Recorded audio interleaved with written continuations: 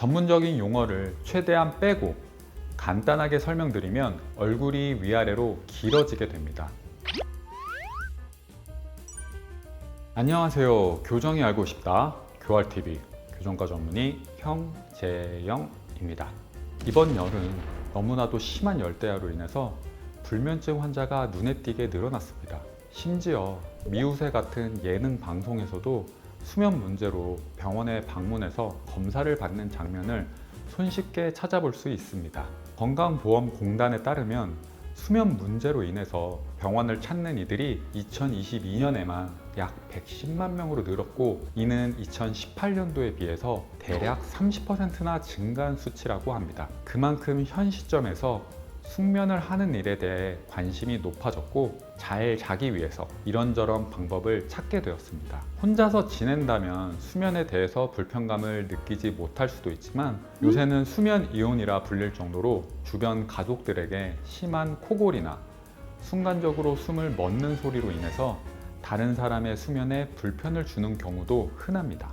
아마도 본인의 불편감보다는 이런 문제로 치료의 필요성을 인지하고 수면센터와 같은 병원에 방문하시게 된다고 생각됩니다.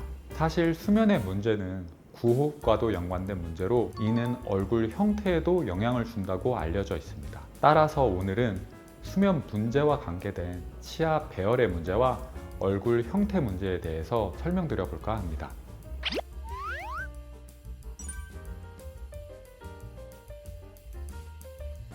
전문적인 용어를 최대한 빼고 간단하게 설명드리면 얼굴이 위아래로 길어지게 됩니다. 아래턱이 밑으로 처지면서 뒤로 돌아가게 되기에 무턱이라 불리고 상대적으로 입이 나와 보이는 돌출형 얼굴 형태가 되고, 심하면 위아래 앞니가 서로 안 닿는 개방교합의 형태가 되기도 합니다.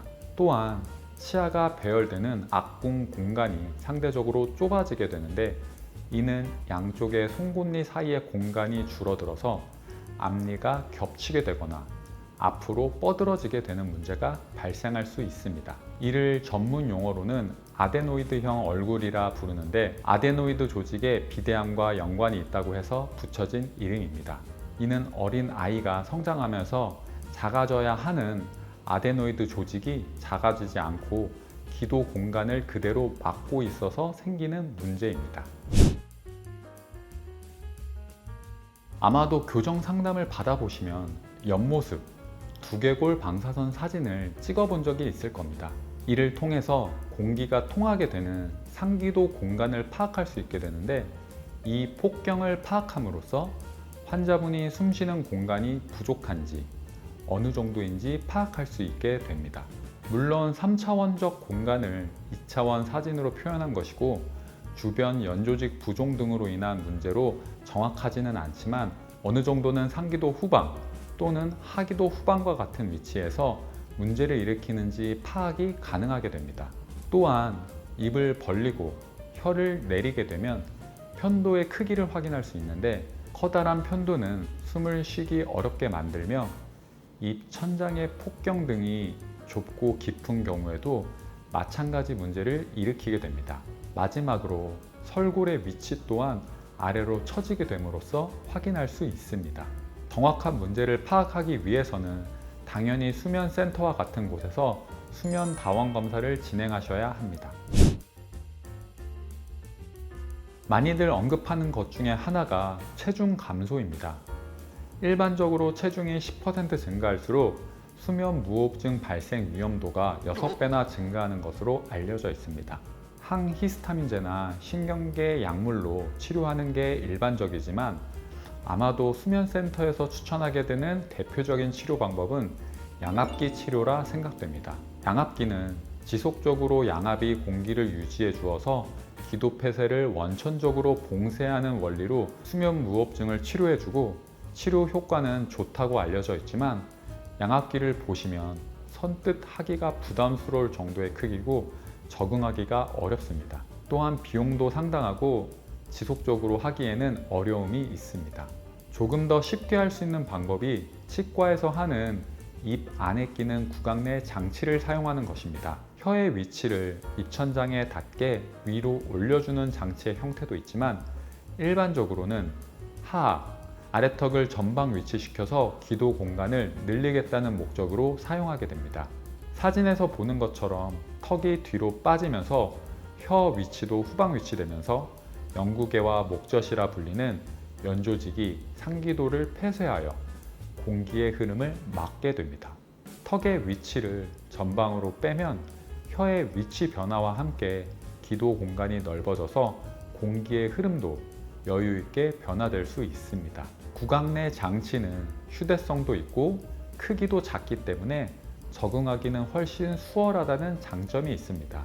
물론 오랜 기간 열심히 사용하다 보면 교합의 변화가 생기기에 주기적으로 확인해야 하며 필요하면 교정 치료까지 해야 할 수 있다는 단점이 있습니다. 따라서 치과에서 교합의 변화와 함께 전방 이동 한계를 잘 설정해서 진행해야 됩니다. 모든 환자에게서 다 가능한 것은 아니고 구강 내에 끼는 장치이기 때문에 턱관절이 안 좋거나 치아 상태가 안 좋은 분들에게는 사용이 어려울 수도 있습니다.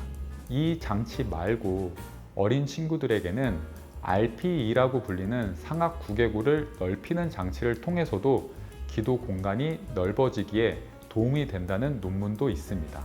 상악 악궁 확장 장치라 불리는 장치로 교합관계 개선이나 치아 공간을 확보하기 위해서 교정 시에 사용하는 장치이나 기도 공간이 넓어지는 부가적인 효과를 보는 것입니다.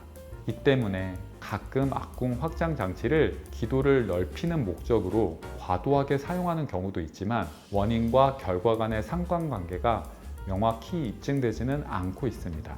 따라서 기도를 넓히는 치료 목적으로 악궁 확장을 선택하는 것은 불필요한 선택일 수 있으며 실제로 악궁 확장은 나이가 어린 10대 정도의 환자들이 가능하고 성인의 경우에는 미리 구개공합을 잘라놔야 하는 수술적 방법을 동원해야만 악궁 확장이 이루어질 수 있기에 한계점이 큽니다.